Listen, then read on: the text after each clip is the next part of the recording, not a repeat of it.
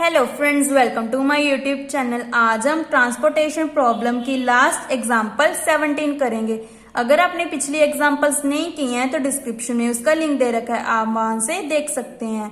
ये most important example है for 8 marks के लिए। ये एग्जाम्पल की स्टेटमेंट भी आपने लर्न करनी है बिकॉज प्रीवियस लेक्चर में हमने पैराडॉक्स इन ट्रांसपोर्टेशन प्रॉब्लम की थी। पेपर में आ जाता है state and true paradox in the transportation problem and with example. तो आपने जो एग्जाम्पल देनी है वो एग्जाम्पल 17 देनी है बिकॉज ये example paradox in transportation problem से रिलेटेड है। इसकी स्टेटमेंट आपने लर्न करनी है। नाउ इसकी स्टेटमेंट क्या है? Solve the following transportation problem, find the optimal solution, also show that the optimal value of optimal function, objective function, that is total transportation cost, decrease if availability of product as source S3 increase to 200 plus delta and demand at destination D5 increases to 500 plus delta where delta lies between 0 less than delta less than equal to 100। Now first step हमारा क्या होता है? Summation AI is equal to 2000, summation BJ is 2000। Then हमारी transportation problem क्या है? Balanced. Now then उसके बाद हमने यूज किया कॉलम मिनिमम मेथड। इसमें मिनिमम इज 1, देन इसको दे दिया 400, यहाँ पे कितना आ गया? 400।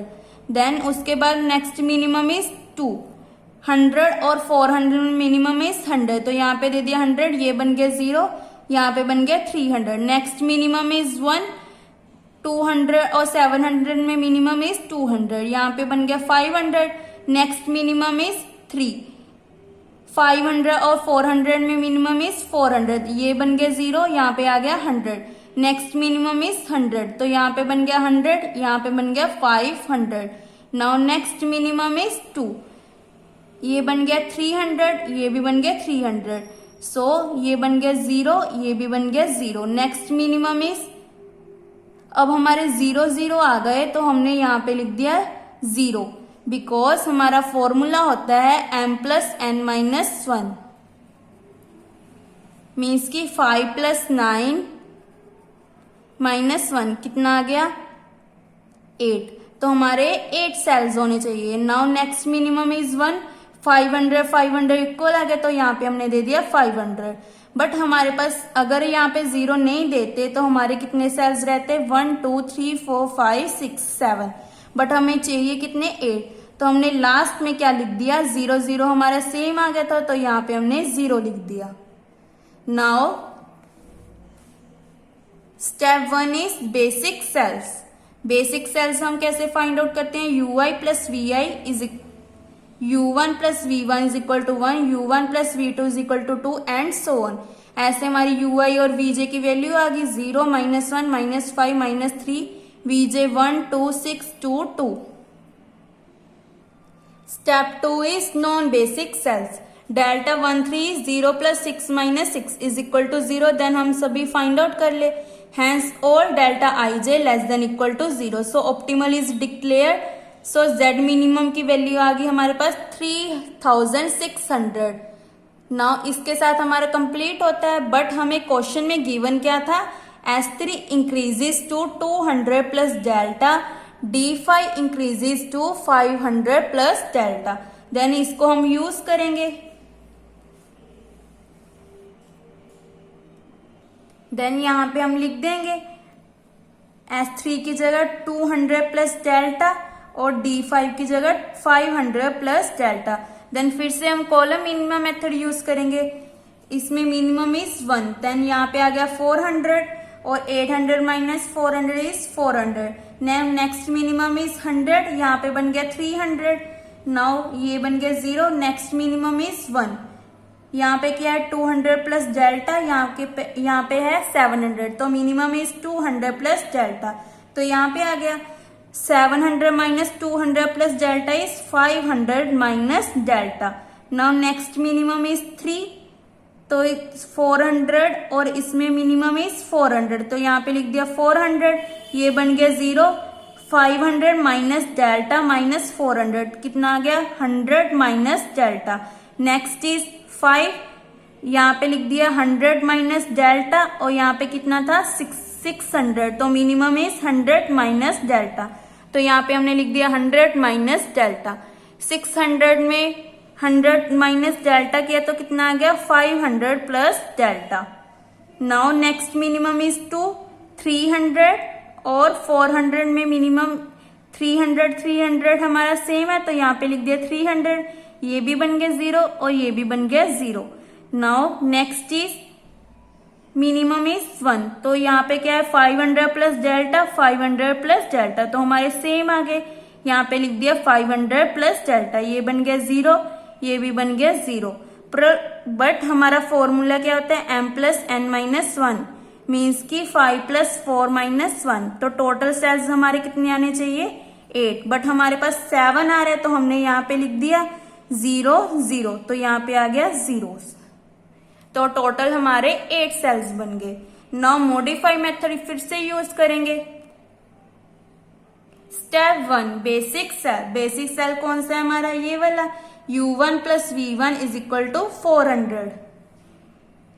इस टेबल को आपने ध्यान से करना है। Now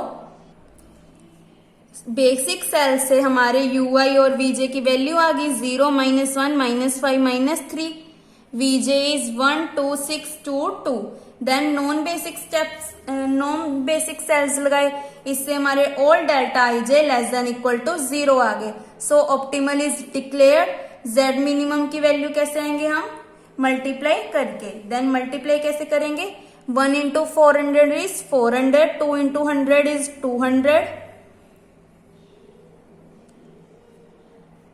2 into 300 is 600, 2 into 0 is 0। Now next is